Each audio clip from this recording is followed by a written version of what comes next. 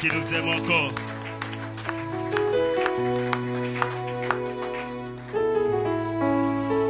Prendre place. Merci. Que Dieu nous bénisse. C'est un privilège pour nous de nous retrouver dans la présence du Seigneur en ce jour. Alléluia. Ce jour-là, il venait de perdre aussi quelqu'un de très cher. Ce jour-là, il se posait certainement des questions. Qu'allons-nous devenir? Qu'est-ce qu'il y aura dans la suite de temps? Lui et moi, à nos côtés, il a su guérir nos proches qui étaient malades. Lui, au moins, il avait su multiplier le pain. Après ses prédications, il nous avait donné à manger. Lui, au moins, même quand certains d'entre nous étaient décédés, lui, il arrivait, il les ressuscitait. Les disciples se posaient énormément de questions. Comme tu peux te poser aussi des questions aujourd'hui. C'est par lui que je mangeais. C'est par lui que je m'habillais. C'est par lui que je pouvais étudier. C'est lui qui avait un projet pour ma vie. Lui au moins, il se décarcassait quand j'étais malade. Lui au moins, lui au moins. Mais face à la désolation des disciples, ils étaient là. Il dit, mais qu'allons-nous devenir? Le maître non seulement était mort, il est ressuscité d'entre les morts. Les disciples, ils s'étaient dit, non, nous pensions l'avoir perdu lorsqu'on l'avait cloué à la croix. Mais comme il est revenu à la vie, ils ont retrouvé leur joie, leur confiance, leur détermination. Parce que celui qu'ils croyaient perdre, en fait, ils ne l'ont pas perdu. Il était revenu à eux et il était en vie. Mais pendant que les disciples se réjouissaient encore, qu'on leur avait rendu leur maître, ils vont se trouver encore face à une situation où ce maître leur sera enlevé. Ils vont le voir. Jésus-Christ, il est enlevé. Il monte au ciel. Les disciples sont à nouveau en train de se poser des questions. On va les retrouver tous en train de regarder vers le ciel. Parce que certainement ils se disaient non. Tu ne vas pas nous faire ça, Jésus. Tu ne vas pas nous abandonner. Tu as dit je serai avec vous tous les jours. Non, ce n'est pas en partant comme ça que tu seras avec nous tous les jours.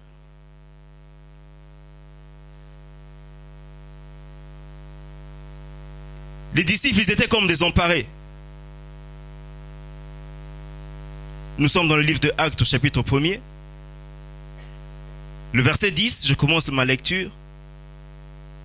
Et comme ils avaient le regard fixé vers le ciel pendant qu'ils s'en allaient, voici que deux hommes en vêtements blancs se présentèrent à eux et dirent, « Vous, Galiléens, pourquoi vous arrêtez-vous à regarder au ciel? C'est Jésus qui a été enlevé au ciel du milieu de vous, reviendra de la même manière dont vous l'avez vu aller au ciel. » Cette nouvelle, cette phrase a suffi pour que les disciples arrêtent de regarder au ciel. Alléluia. Je ne sais pas si cette phrase pourra te faire du bien pour que tu sortes de ton deuil. Je ne sais pas si cette phrase pourra te redonner de l'espérance ou de la confiance. Mais ce jour, nous voulons parler de la persévérance. Alléluia. Il est bon que tu persévères encore, mon frère. Lorsqu'ils ont entendu cette parole, le verset 12 nous dit, Alors ils retournèrent à Jérusalem depuis le mont appelé des Oliviers, qui est près de Jérusalem, à la distance d'un chemin de sabbat. Quand ils furent rentrés, ils montèrent dans la chambre haute où ils se tenaient d'ordinaire. C'étaient Pierre, Jean, Jacques et André, Philippe et Thomas, Barthélemy et Matthieu, Jacques, fils d'Alphée, Simon le Zélote et Jude, fils de Jacques. Tous, d'un commun accord, persévéraient dans la prière, avec les femmes, avec Marie, mère de Jésus, et avec ses frères. Alléluia. Bien-aimés, pour ceux qui ne me connaissent pas, je suis le frère Jeannot. Je suis votre frère. Alléluia. Le plus important, c'est la parole. Ce matin, même si tu ne me connais pas, ce n'est pas grave. Mais j'aimerais que tu puisses comprendre ce que te dit le Seigneur. Alléluia. Parce que moi, je suis comme un petit vent. Je passerai. Mais c'est la parole qui a son importance ce matin. Alléluia. Voyez-vous, ils étaient dans leur douleur, dans leur tristesse. Le maître leur a été enlevé. Mais il a suffi d'une parole, on leur a dit, hé Galiléens, arrêtez de regarder au ciel. Souvenez-vous de ce qu'il vous avait dit. Souvenez-vous des paroles qu'il vous avait données. Et les Galiléens se sont ressaisis. On nous dit qu'ils sont retournés et ils sont entrés dans la chambre où ils avaient l'habitude d'entrer avec le maître. Et là, qu'est-ce qu'ils ont fait? Ils ont persévéré ensemble. Ensemble, ils ont persévéré dans quoi? Ils ont persévéré dans la prière. Alléluia. Tu as besoin de persévérer, mon frère. Parce que celui qui est parti, il a achevé sa course. Pour lui, il n'y a plus de persévérance. Parce que si tu restes avec le regard fixé sur l'absence, tu risques de t'arrêter et ne plus jamais rien faire. Alors que tu as besoin de te lever et de continuer ta marche. Le maître a été enlevé. Ils sont retournés, ils ont persévéré. Et quand ils ont persévéré dans la prière, la promesse du maître s'est accomplie. Parce qu'il avait dit, je serai avec vous tous les jours. Mais eux, ils avaient aimé que le maître demeure avec eux tous les jours dans la chair. Ils auraient aimé que le maître demeure à leur côté tous les jours. Voir le maître, c'est une très bonne chose. L'entendre me parler, qu'il m'impose la main, qu'il me touche, qu'il me donne le pain, qu'il me donne le poisson, c'était une très bonne chose. Mais le maître qui était fidèle, il les a visités et ils ont été remplis de l'Esprit de Dieu. Alléluia. Pourquoi est-ce que nous revenons dans ce texte?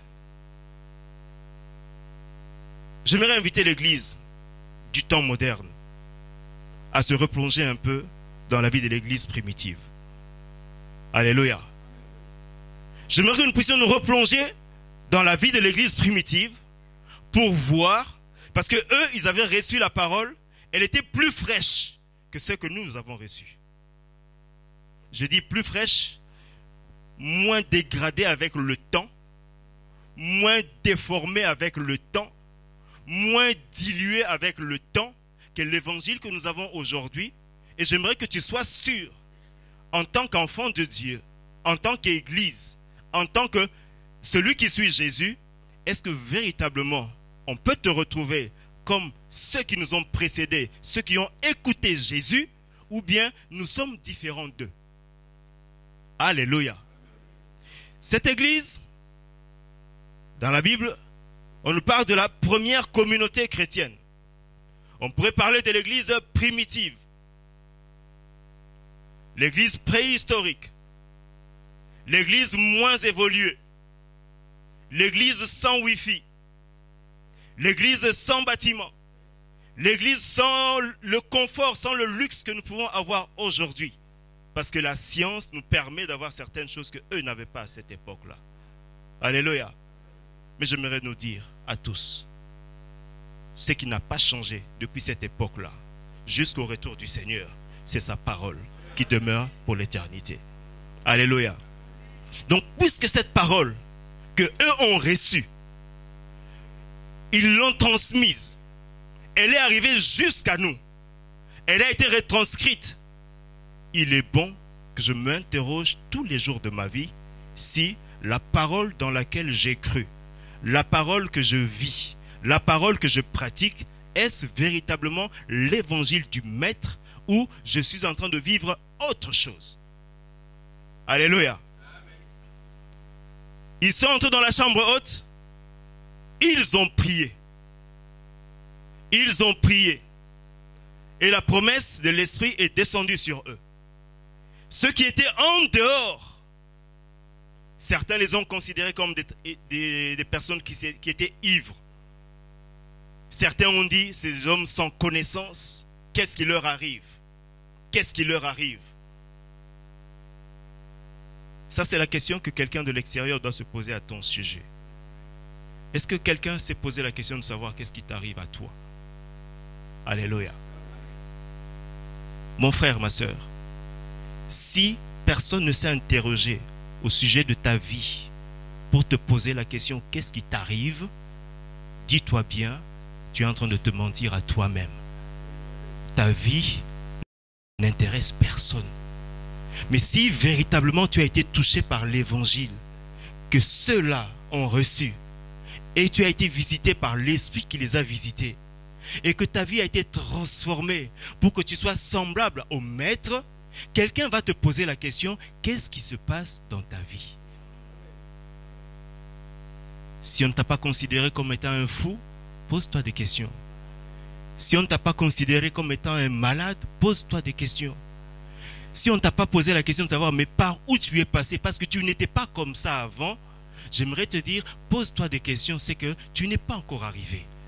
Alléluia. Ils ont persévéré dans la prière.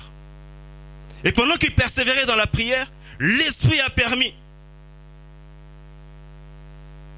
que Pierre puisse se lever.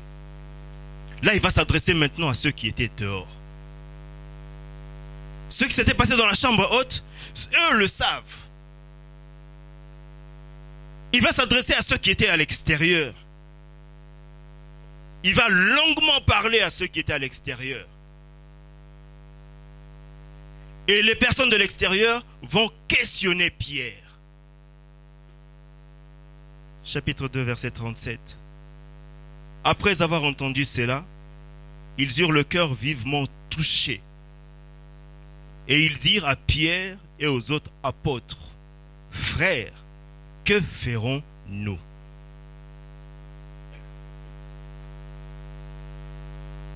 On doit te poser la question pour que tu apportes la réponse.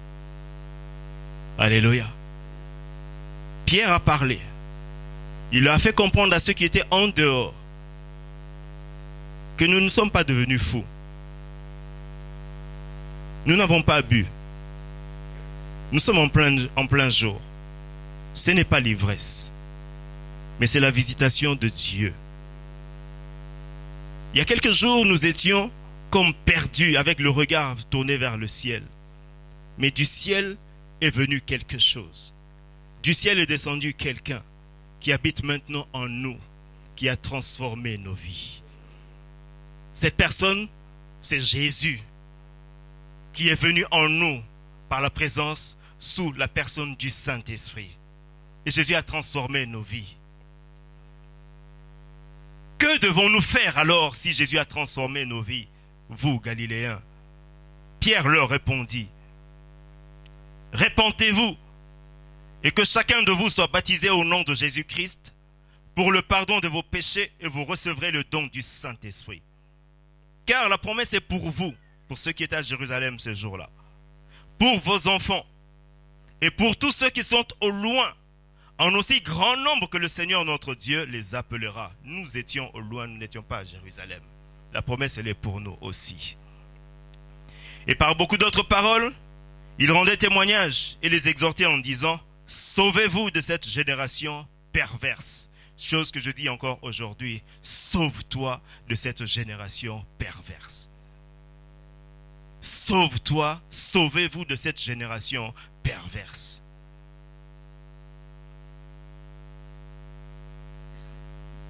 Ceux qui acceptèrent sa parole furent baptisés. Et en ce jour-là furent ajoutées environ 3000 âmes. Verset 42. Ils persévéraient dans l'enseignement des apôtres, dans la communion fraternelle, dans la fraction du pain et dans les prières. Alléluia. Bien-aimés dans la foi, en quoi persévères-tu aujourd'hui? Il arrive que certains dans notre génération persévèrent dans les calomnies. Il arrive que certains persévèrent dans les critiques. Il arrive que certains persévèrent dans la mode. Il arrive que certains persévèrent dans l'accoutrement. Il arrive que certains persévèrent dans toutes les choses, mais sauf la persévérance dans ces 4 éléments que nous donne la parole de Dieu. Alléluia.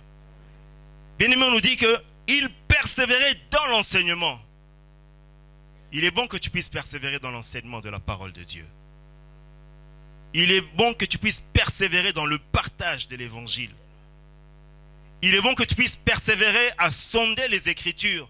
Parce que les enseignements dans lesquels ils persévéraient, ce n'étaient pas des enseignements qu'eux avaient donnés. C'était les enseignements qu'ils avaient reçus de notre Seigneur Jésus-Christ. Et ces enseignements nous sont rapportés. C'est dans cela que nous devons persévérer. Connaître Christ, connaître sa parole, connaître sa volonté. Car c'est ceux qui connaissent la volonté qui sont véritablement enfants de Dieu. Et c'est à eux que le Seigneur va se révéler. C'est à eux que le Seigneur a promis d'entrer dans son éternité. Alléluia. Donc, quelle que soit la douleur, vois-tu, nous avons évoqué la douleur de la séparation par rapport à la mort. Ça peut aussi être une douleur par rapport à un cas de maladie. Ça peut être une douleur, une déception par rapport à une séparation connue. La souffrance, elle peut être là par rapport au manque de travail. La souffrance, elle peut être là par rapport aux conditions de vie qui sont dégradées. La souffrance, elle peut être là par rapport à plusieurs réalités. Mais j'aimerais te dire, quelle que soit ta réalité aujourd'hui, persévère parce que ton lendemain est assuré entre les mains de l'Éternel. Alléluia. Parce qu'il vit, je n'ai rien à craindre. Parce que autrefois, j'ai craint. Mais j'ai vu que ma crainte n'a pas apporté la solution à mon problème. Autrefois, j'ai eu peur. Mais ma peur ne m'a pas donné la solution. Autrefois, j'ai même refusé de prier. Mais quand j'ai refusé de prier, mon problème, il était là. Il me regardait. Mais j'ai compris, j'aimerais le partager avec toi. Il est bon que tu persévères. Il est bon que tu persévères. Parce que l'heure n'a pas encore sonné. Il dit que ceux qui vivent espèrent encore en l'Éternel.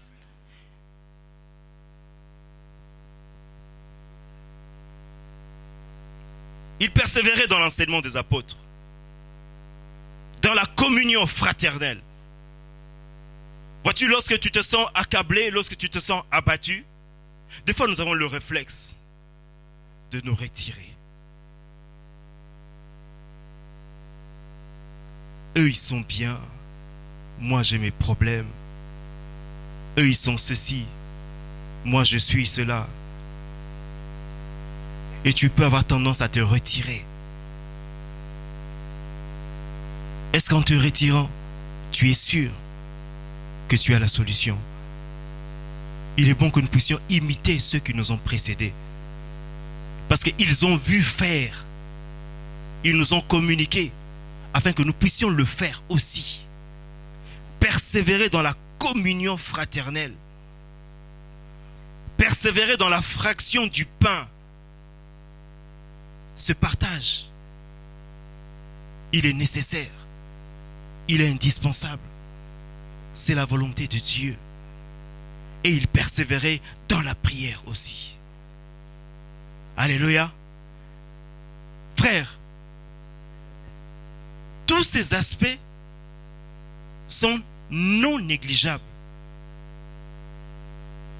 Il est bon que tu persévères dans la prière.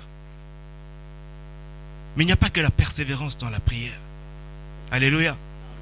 Parce que je disais à un bien-aimé, nous pouvons prier ici du matin jusqu'au soir. Tu pries, tu pries, tu pries. Est-ce pour autant que tu auras la connaissance de la parole de Dieu? Pour comprendre la parole de Dieu, tu dois la lire. Tu dois la partager. Tu dois la méditer. Donc c'est cette persévérance dans les enseignements comme nous sommes en train de le faire, comme tu peux le faire en petits groupes, quel que soit. Mais il est important que tu aies aussi le regard plongé dans les Écritures pour que tu sois enseigné. Pourquoi est-ce que je m'aimerais rappeler ça à mes contemporains? C'est parce qu'aujourd'hui, à la différence de l'église que nous sommes en train de regarder, ils n'avaient pas de Wi-Fi. Ils n'avaient pas Instagram, ils n'avaient pas Facebook, ils n'avaient pas tout ce que nous avons aujourd'hui, ils n'avaient pas WhatsApp. Mais avec ce que nous avons aujourd'hui, si toi tu ne te donnes pas la peine de plonger le regard et de comprendre quelle est la vraie pensée du Seigneur, tu vas te faire embarquer par n'importe qui et n'importe quoi. Il se pourrait que tu es ici, tu prends un peu, mais quand tu rentres chez toi, tu as ton compte quelque part, là où on te nourrit, et tu penses que ça c'est la vérité. Nous pouvons voir, dans notre siècle présent, on n'impose plus les mains, on commence à imposer les pieds. N'est-ce pas? Parce que tu cherches quoi? Tu cherches la guérison. Mais comme tu n'as pas persévéré dans l'enseignement, tu vas aller, on va aussi te marcher dessus. Non, on a dit vous marcherez sur les scorpions, sur l'aspic et sur toute la puissance de l'ennemi. On n'a pas dit vous marcherez sur les humains. Alléluia. Ceux qui n'ont pas sondé les Écritures pour en avoir la connaissance, ils sont là dès que Bishop, Trishop ou je ne sais qui arrive, ils se prosternent pour qu'on leur impose la main. On vous impose les pieds, hein? On va vous imposer les pieds, on impose la main. Mais qu'est-ce qui te dit que la main qu'il t'impose là, il est en train de te communiquer quelque chose de la part de Dieu? Alléluia. Qu'est-ce que tu n'as pas vu sur Internet? Tu sais tout ce que tu as vu. Mais ces hommes, ils le pratiquent en tenant quoi à la main? En tenant la Bible. Alléluia. Et lorsque tu vas regarder ça, tu dis, ceux-là au moins, ils ont du succès. Ils avancent, ils vont de l'avant. Mais nous, peut-être que l'enseignement du pasteur Philippe, là, il faut que je vérifie un peu avec l'enseignement de l'autre. Frère, sœur, tu as intérêt à ouvrir tes yeux, à les plonger dans les Écritures, afin que tu comprennes quelle est la volonté de Dieu. Parce que si tu ne regardes pas ce qui est dans la parole de Dieu, tu seras un chrétien oui. Parce que tu ne seras pas en mesure de déceler le vrai et du faux. Tu seras tout le temps en train de dire oui. Et puis on va te dire, vas-y, oui. Tu n'es pas un oui. Alléluia. Je veux que quelqu'un se réveille pour dire, quand on te prêche, est-ce que ça te rappelle quelque chose? Donc tous les enseignements que toi tu as reçus dans la vie, c'est quand quelqu'un a commencé à te parler. Et la Bible que tu as, elle te sert à quoi? Ils ont dit, ils persévéraient dans les enseignements. Mais toi aussi tu peux persévérer, tu peux t'enseigner. Au-delà de l'enseignement que tu peux recevoir à l'église, tu peux lire parce que tu as reçu l'esprit qui était descendu dans la chambre haute là. Je suppose que c'est le même esprit qui est descendu en toi. Du moins, enfin, toi-même tu sais. Hein? Le même esprit qui a inspiré cette parole, c'est celui-là qui nous enseigne aussi lorsque nous plongeons le regard dans la parole de Dieu. Nous n'avons pas le temps de plonger le regard dans la parole de Dieu aujourd'hui. Nous voulons courir effectivement pour venir prier. C'est une très bonne chose. Mais comment est-ce que tu peux prier si tu ne connais pas la parole de Dieu? Il persévérait dans la communion. Ça suppose qu'il n'y avait pas de problème au sein de cette assemblée, la primitive. Ça suppose que les frères s'aimaient, les frères se toléraient. Aujourd'hui, je ferme la parenthèse. À toi de savoir si tu es en communion avec tout le monde. Ou bien si tu es en communion avec les gens de la même tribu, les gens de la même ethnie, les gens du même pays, les gens de la même couleur. Parce que dans le Seigneur, il n'y a pas de rouge, il n'y a pas de noir, il n'y a pas de blanc. Il n'y a pas de nationalité. Nous sommes tous frères et sœurs en Jésus-Christ. Alléluia. Est-ce que toi, ta communion, tu peux être en communion avec tout le monde ou bien ta communion, elle est déjà définie? Ma communion, c'est avec ceux-là. Il arrive que même à la fin de la réunion, peut-être que tu as envie de passer du temps avec les bien-aimés. Parce que tu t'approches de moi, tu dis, ah oui, je vais passer du temps avec eux. Mais quand tu te rends compte que finalement, là où je vais, c'est chez le frère Jean-Claude, tout d'un coup, ta communion chrétienne, elle est bloquée. Ah, c'est chez le frère Jean-Claude que vous partez. Bon, que Dieu vous bénisse, hein, bon après-midi. Je pensais que vous étiez en train de partir chez le frère Eric. Mais c'est quoi ton problème? Tu voulais passer du temps avec les frères. Pourquoi est-ce que tu peux aller chez le frère Eric et pas chez le frère Jean-Claude? C'est que tu as un problème. Alléluia. Bien-aimé, on nous dit qu'il persévérait. Et lorsque nous persévérons comme ça, il y a quelque chose qui doit en découler. Qu'est-ce qui va découler de la persévérance qu'eux ils avaient? Au verset 43, on nous dit que la crainte s'emparait de chacun. Depuis que toi tu persévères, est-ce que la crainte de Dieu s'est emparée de toi? Est-ce que la crainte de Dieu s'est emparée de toi? Ou tu vis avec la crainte des hommes? Ils me verront, ils vont me reprendre, ils vont dire ceci, ils vont dire cela. Est-ce que le Dieu qui te voit là où personne ne te voit, est-ce que Dieu peut attester qu'en toi, il y a la crainte et le respect qui lui est dû? Parce qu'en plongeant le regard dans la parole du Seigneur, je veux peut-être te choquer. Le regard que tu plonges dans la parole du Seigneur, ce n'est pas pour ton enrichissement. Le regard que tu plonges dans la parole de Dieu, ce n'est pas pour l'établissement des immeubles. Le regard que tu plonges dans la parole de Dieu et la persévérance doit te conduire à la crainte de Dieu. Sans la crainte de Dieu, tu passes des moments inutiles, des moments vains.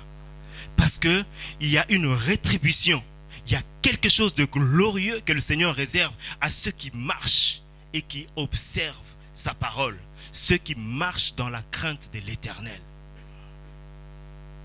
On nous dit que la crainte s'emparait de tous et il se faisait beaucoup de prodiges et de signes par les apôtres.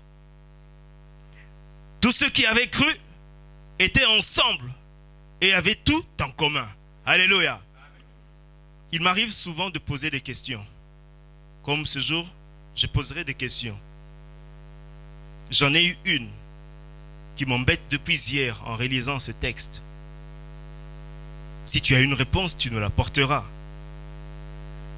Je m'interroge sur la place de ces versets aujourd'hui dans nos Bibles.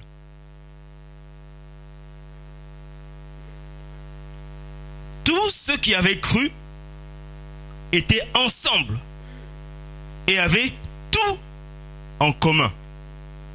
Ils avaient quoi en commun? Ah! Ils vendaient leurs biens et leurs possessions. Et ils en partageaient le produit entre tous selon les besoins de... Ah, ce verset-là, je ne sais pas ce qu'il fait dans la Bible aujourd'hui. Chaque jour, avec persévérance, ils étaient au temple d'un commun accord. Ils rompaient le pain dans les maisons et prenaient leur nourriture avec allégresse et simplicité de cœur. Alléluia. Bon, je saute 2 versets. Hein? Alléluia. On va les sauter. Hein? Parce que quand on ne les saute pas. Bon, maintenant. Ah.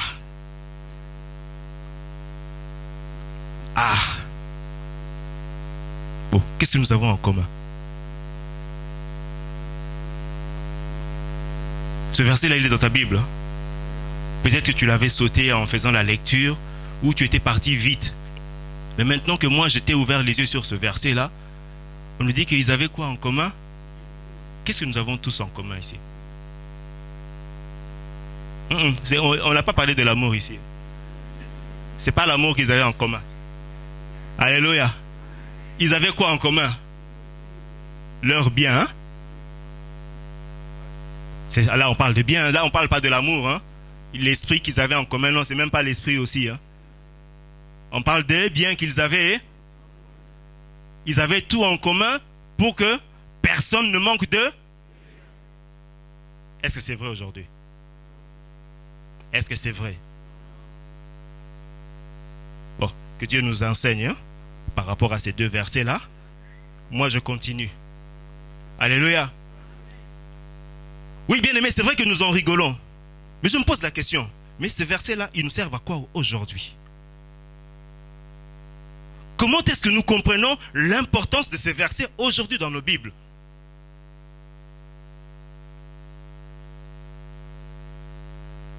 J'ai fait ma petite observation.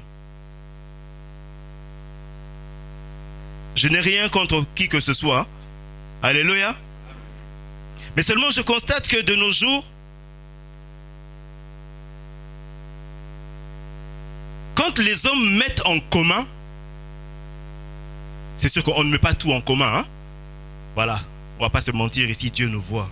Seigneur, aide-nous parce qu'on ne met pas tout en commun. Voilà, c'est qu'il y a à moi et à moi quand même. J'allais travailler pour te l'apporter. N'est-ce pas ce qu'on te dit? Quand moi je vais travailler, lui il ne travaille pas pour que j'amène, qu'on mette tout en commun. Ah non, il ne faut pas faciliter. La vie, ce sera trop simple comme ça. Hein? N'est-ce pas? Mais bon, c'est la parole de Dieu. Hein? Je me pose la question sur l'importance de ces versets. Ils avaient tout en commun. Ah non, lui il dort, c'est un ronfleur. Moi je suis un bosseur, je suis un cascadeur. Et puis on va mettre tout en commun pour que lui il vienne juste ramasser. C'est trop simple quoi, Dieu. Mais bon, on va y réfléchir. Hein? Nous avons encore la possibilité, hein, puisque nous persévérons dans notre pèlerinage. Peut-être que le Seigneur nous aidera à comprendre. Mais de nos jours, effectivement, lorsque les gens ils mettent en commun, la petite analyse, peut-être par défaut, parce que je suis limité aussi en connaissance. Ce n'est pas pour que tous, ou que chacun puisse trouver sa part. Bon, peut-être que ça se passe très loin, comme dit un comédien. Ce sont des choses qui se passent très loin. Ce n'est pas ici, hein? C'est loin, loin, loin là-bas.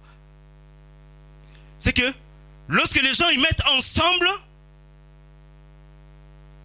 avec certaines théories, de façon à ce que l'homme de Dieu ne manque de rien, hein? De façon à ce que l'homme de Dieu puisse méditer tranquillement.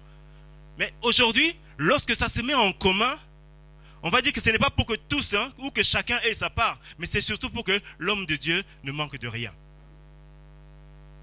Alléluia. On t'a fait mettre aussi en commun pour que l'homme de Dieu ne manque de rien, peut-être quelque part. Est-ce que ça correspond à ce texte que nous venons de lire? Parce qu'aujourd'hui, l'homme de Dieu qui ne manque de rien, pour certains, ils sont patrons, ils ne sont plus pasteurs, ils ne sont plus évangélistes, ils ne sont plus docteurs, ils sont des patrons.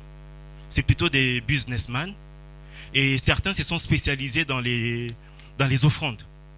Alléluia. Il peut te détailler toutes sortes d'offrandes là, c'est parce qu'il sait que quelque part là, lui-même va se retrouver. Alléluia.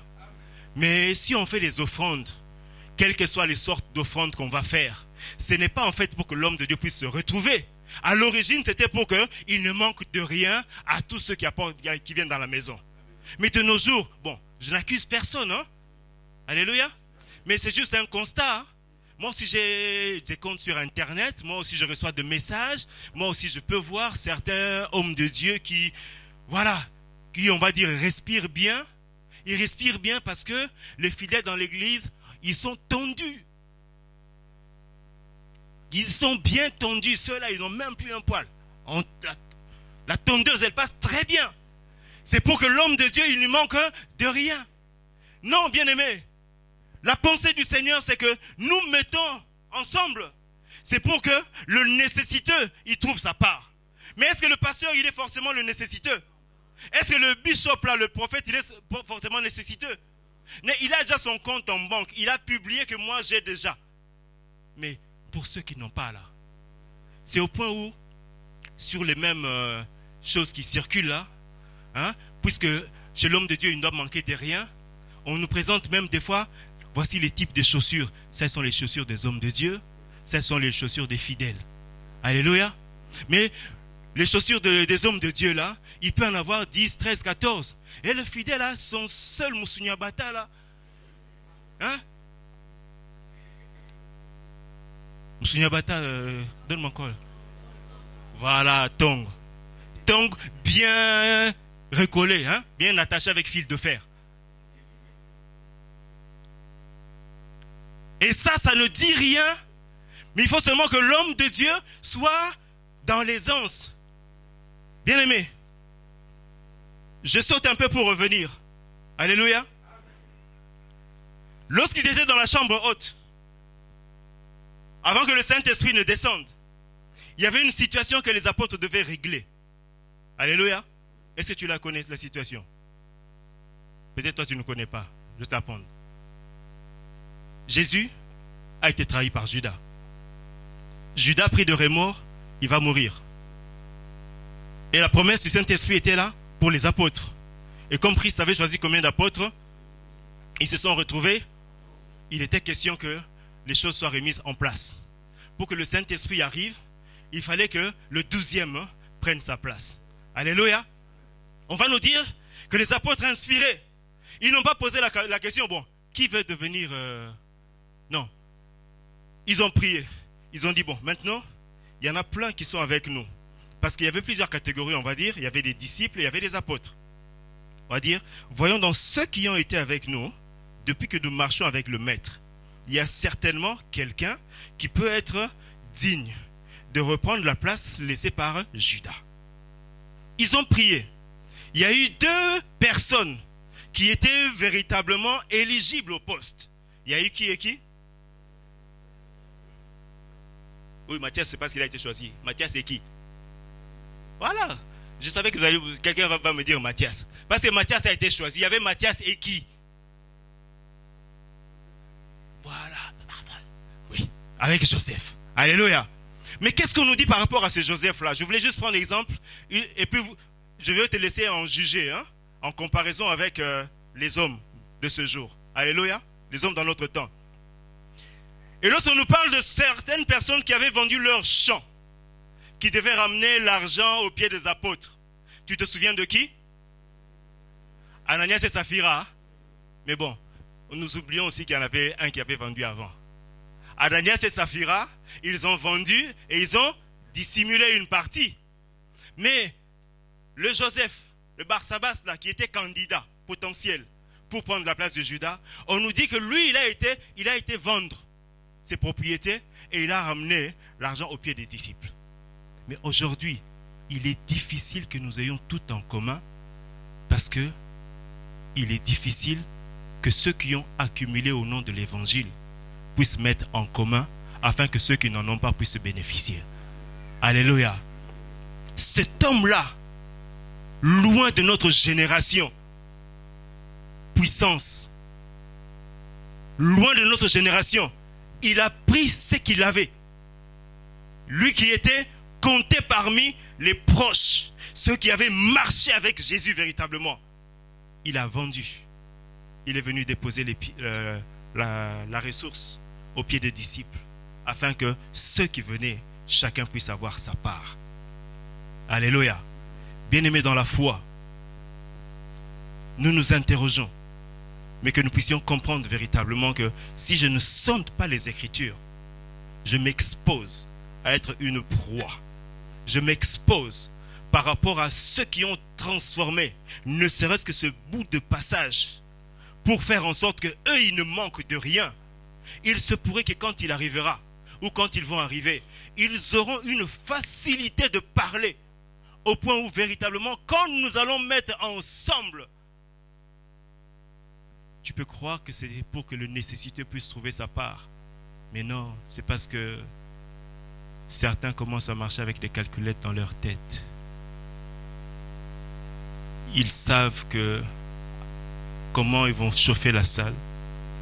Mais c'est parce qu'ils savent qu'au fond, là, ils ont un jackpot. Ils n'ont pas gratté sur le millionnaire, mais ils ont un jackpot. Alléluia. Je ne veux pas que tu tombes dans le piège de ceux-là. Je ne veux pas que tu te laisses avaler par leurs faux messages.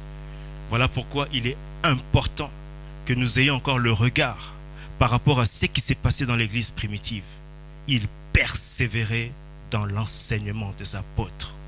Là où tu t'étais relâché par rapport à telle ou telle autre réalité, là où tu ne t'étais pas donné la peine, il faudrait que tu te donnes la peine dans ta persévérance à ouvrir les Écritures, dans ta persévérance à passer du temps la communion fraternelle, cette communion chrétienne, dans la fraction du pain, dans cet échange avec les autres, tu t'enrichis et tu enrichis quelqu'un. Tu as certainement quelque chose à donner. Parce que ce n'est pas en vain que le Seigneur s'est révélé à toi. Tu as même une petite portion de pain à apporter à quelqu'un. Même si tu dis, mais qu'est-ce que moi j'ai à donner? Moi je viens à peine de me convertir. Moi qui suis-je pour lui apporter quelque chose? Mais si tu persévères et que le Seigneur voit ta persévérance, il va t'ouvrir l'esprit afin que tu comprennes quelle est sa volonté pour pouvoir communiquer aussi. Alléluia. On nous dit que tous, ils étaient persévérants et ils étaient au temple d'un commun accord. Ils rompaient les pains dans leur maison et prenaient leur nourriture avec allégresse et simplicité de cœur. Alléluia. J'aimerais te poser la question aujourd'hui. Est-ce que notre vie elle est encore simple? Est-ce que tu vis encore avec simplicité de cœur ou c'est l'orgueil qui nous a tous envahis? Est-ce que je vis encore avec simplicité de cœur? Est-ce que je peux aller facilement vers un bien-aimé? Est-ce que je peux recevoir facilement un bien-aimé? Est-ce que je peux faire confiance à quelqu'un? Est-ce que je vis dans la simplicité ou bien je vis dans la complication? Voyez-vous, des fois, nous compliquons l'existence alors que la vie, elle est toute simple. Alléluia. Des fois même, certains peuvent donner à la parole des thèses assez compliquées au point que les gens ne comprennent même plus la parole. Parce que la parole elle est tellement présentée avec bac plus 14 que ceux qui sont à l'école maternelle ne comprennent pas. L'évangile est simple, lis simplement la parole de Dieu. Alléluia. Pourquoi est-ce que nous ne pouvons pas vivre simplement? Juste lire, frère. C'est quoi? De quoi on parle? En fait, j'ai lu, mais je n'ai pas compris. C'est tout simple que ça. Mais aujourd'hui, deux fois, tu veux t'enfermer aussi dans une connaissance. Nous tous, nous connaissons. L'Esprit viendra, personne n'enseignera plus son... Hein? Voilà, parce que nous tous, nous aurons été enseignés. Non. Alléluia. Il est bon que tu persévères dans ces choses-là, avec simplicité. La simplicité, elle nous fait défaut aujourd'hui. La simplicité, elle fait défaut. Quand tu regardes sur Internet, tu vois tout ce qui se dit au nom de Jésus. Est-ce que vraiment tout ça, c'est au nom de Jésus? Est-ce que vraiment tout ça, c'est l'évangile que Christ nous a laissé? Nous devons persévérer. La persévérance. Pas la persévérance dans les choses du mal. La persévérance à bien faire. Vois-tu mon frère, vois-tu ma sœur? Si je persévère, ça veut dire que dans ce mot-là, j'essaie de fournir les efforts s'il le faut pour demeurer dans la chose, pour aller de l'avant dans la chose, pour approfondir ma connaissance dans la chose. Alléluia. Il n'est pas facile de rester dans la prière, mais tu as besoin, au contact d'un frère, dans la communion fraternelle, quand tu vas voir quelqu'un à côté en train de se chauffer, ça peut te communiquer quelque chose. Dans la communion fraternelle, lorsque tu as approché des bien-aimés, tu peux apprendre aussi, ne serait-ce que le simple savoir-vivre. Peut-être que tu t'es déjà compliqué l'existence alors que la vie elle est toute simple. Il suffit juste que tu vois les autres vivre pour voir que la vie elle est toute simple. Des fois on se complique aussi l'existence avec nos accoutrements. Il faut que je m'habille, il faut que je fasse ceci, il faut que les gens me voient aussi, il faut que je me change, il faut, la semaine dernière j'avais mis ça, le prochain mariage je dois changer. Vivons simplement. Des fois nous mettons des pressions qui ne servent à rien. Quel est le problème qu'il y a si demain, après 3 jours, après 10 jours, tu revenais avec le même vêtement? Écoute, si ça dérange quelqu'un, hein, si ça dérange quelqu'un, parce que lui se change tous les jours, mais qu'il te fournisse. Mais c'est l'amour de Dieu, n'est-ce pas?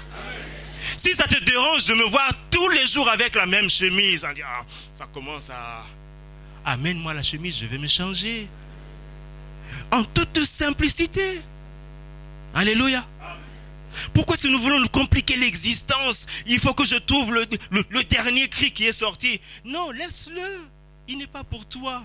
Toi, il faut que tu trouves la dernière révélation que le Seigneur veut communiquer à son Église. Alléluia. Est-ce que c'est en allant chercher ces choses que je vais comprendre la volonté de Dieu, ou en plongeant le regard dans la parole du Seigneur pour dire, Seigneur, éclaire-moi. Je n'ai pas compris, mais je veux comprendre. Seigneur, je n'ai pas compris, je veux comprendre. Seigneur, je n'ai pas compris. Non, nous ne sommes pas de ceux qui, non, je n'ai pas compris. Ah, je laisse. Ézéchiel, là, c'est trop compliqué. Allez, je laisse. Je vais lire Matthieu. Mais dans ta persévérance, oui, frère, ça peut nous faire rire, mais il m'est arrivé aussi de lire Ézéchiel, de lire Ésaïe, et puis fermer la Bible, dire je ne comprends rien. Alors que lorsque le frère Richard lisait Ézéchiel, il comprenait tout. Mais si on lui a donné à lui de comprendre Ézéchiel, c'est lorsque je vais partager avec lui que je vais comprendre Ézéchiel. Mais si moi j'ai compris Matthieu, lui il a compris Ézéchiel, je lui fais part de Matthieu. En toute simplicité. Mais si tu penses que non, c'est moi, je dois tout savoir, tu ne sauras pas tout. C'est pour cela que le Seigneur veut que nous soyons ensemble.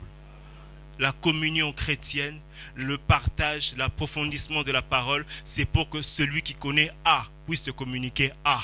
Celui qui connaît C puisse communiquer C à un autre. Parce que sinon, ça ne sert à rien que nous soyons une communauté. Ça ne sert à rien qu'il y ait une église. Mais ceux de la première communauté, ceux que nous sommes appelés à imiter, ils persévéraient dans les enseignements des apôtres. Les apôtres n'avaient pas un autre enseignement, c'est l'enseignement qu'ils avaient reçu de leur maître, le Seigneur. Alléluia. Bien-aimés,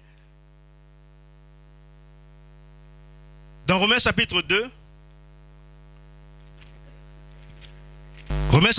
nous lisons quelques versets et je vais peut-être en exploiter 2 ou 3.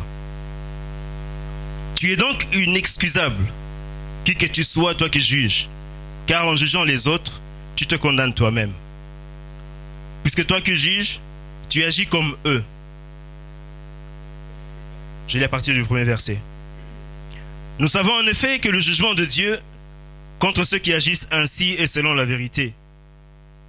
Comptes-tu, toi qui juges, ceux qui agissent ainsi et qui fais comme eux, que toi tu échapperas au jugement de Dieu? Ou méprises-tu les richesses de sa bonté, de son support et de sa patience, sans reconnaître que la bonté de Dieu te pousse à la repentance? Alléluia. Bien-aimé, dans notre persévérance, j'aimerais dire à quelqu'un, si tu réalises que ta persévérance, elle n'est pas dans l'enseignement, que ta persévérance n'est pas dans la communion, et tu es plutôt de celui qui divise. Si ta persévérance n'est pas dans la fraction de pain, mais plutôt dans l'égoïsme, parce que ton pain, il t'appartient à toi. C'est la sueur de ton front que tu ne peux pas partager avec le fainéant. Si tu vois que tu n'es pas dans la persévérance de la prière, j'aimerais que tu comprennes une chose. Que la bonté de Dieu doit te pousser à la repentance. Dans la marche avec Dieu, parce qu'il est question de la marche avec Dieu, n'est-ce pas? Tu ne peux pas marcher avec Dieu si tu ne lui es pas agréable. Tu ne peux pas marcher avec Dieu si ta persévérance n'est pas dans les choses que nous demandent les Saintes Écritures. Si ta persévérance c'est dans les calomnies, dans les disputes, dans les querelles, dans la division de frères, dans des choses semblables, laisse-moi te dire que la patience de Dieu à ton égard, elle doit te pousser à la repentance. Sinon, nous continuons la suite. Mais par ton endurcissement et par ton cœur impénitent, tu t'amasses un trésor de colère pour le jour de la colère et de la révélation du juste jugement de Dieu, qui rendra à chacun selon ses œuvres.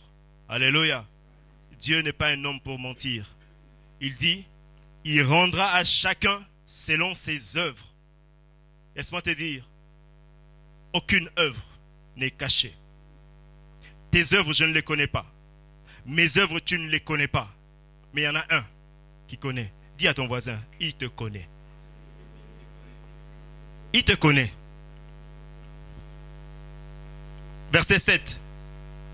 La vie éternelle à ceux qui, par la persévérance à bien faire. Il y a plusieurs récompenses. Alléluia. J'aimerais que tu lises attentivement pour comprendre les différentes récompenses que tu vois à peu près. Laquelle est ta récompense en ce jour? Et si ce n'est pas la bonne, tu as encore la possibilité de changer pour avoir la bonne récompense. On nous dit la vie éternelle à ceux qui, par la persévérance à bien faire, cherchent la gloire, l'honneur et l'incorruptibilité.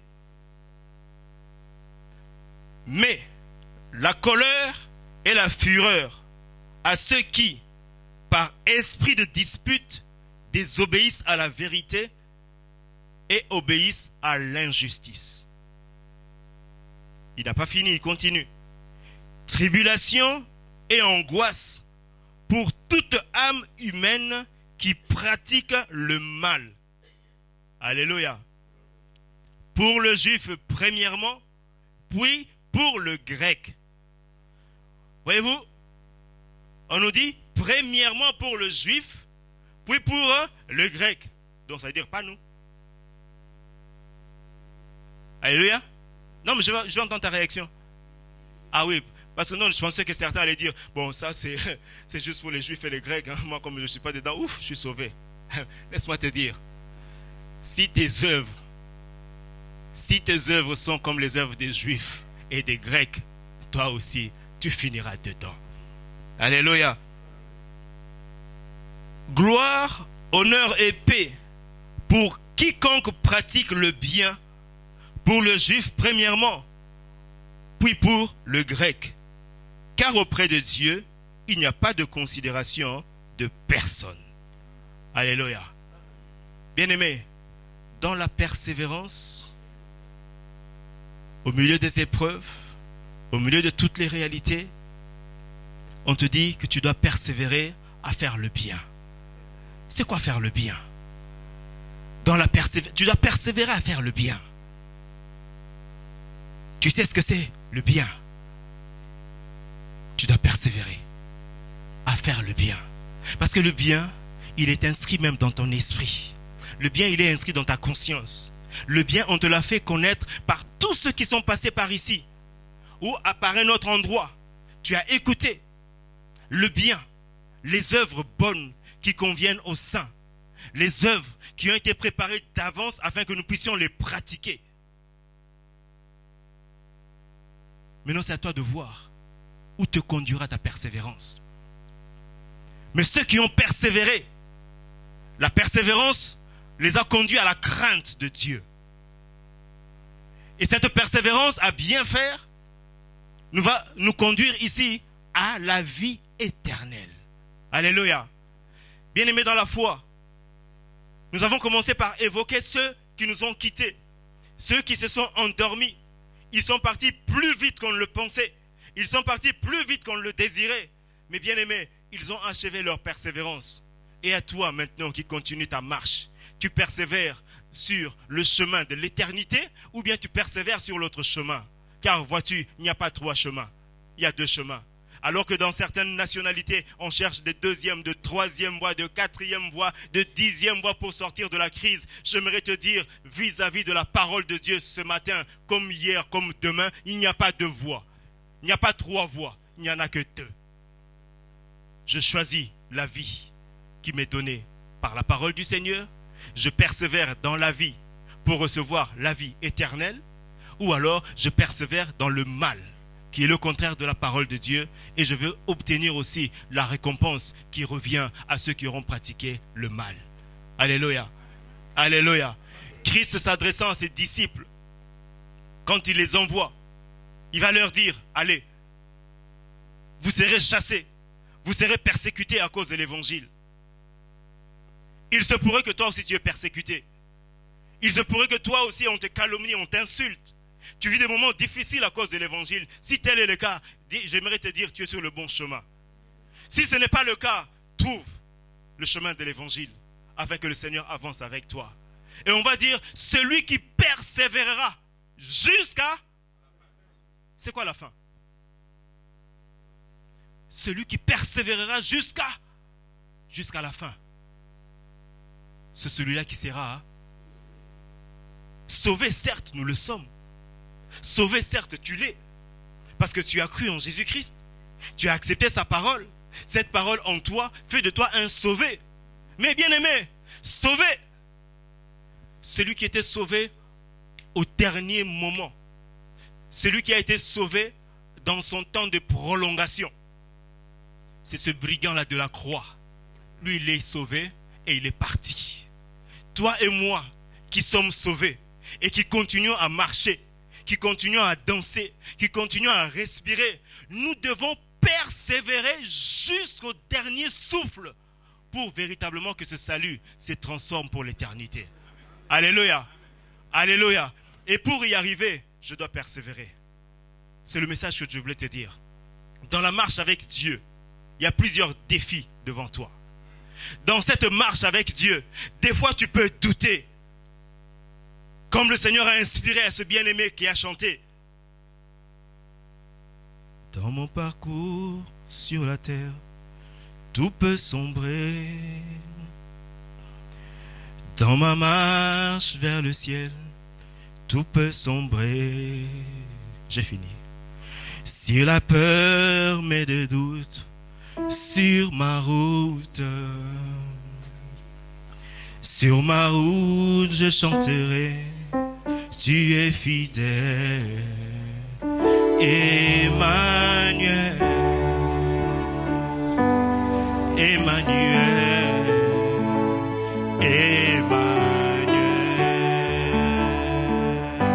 Emmanuel, Emmanuel. Dans mon parcours sur la terre, tout peut sombrer. Dans ma marche vers le ciel, dans ma marche vers le ciel, tout peut sombrer. Si la peur met de Si la peur met des doutes sur ma route, je chanterai. sur ma route je chanterai. Tu es fidèle,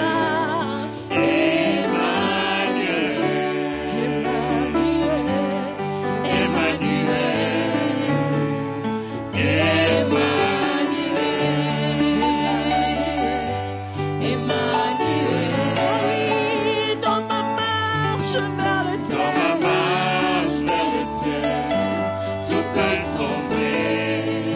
dans mon parcours vers le Dans mon ciel, parcours sur la terre, tout peut sombrer.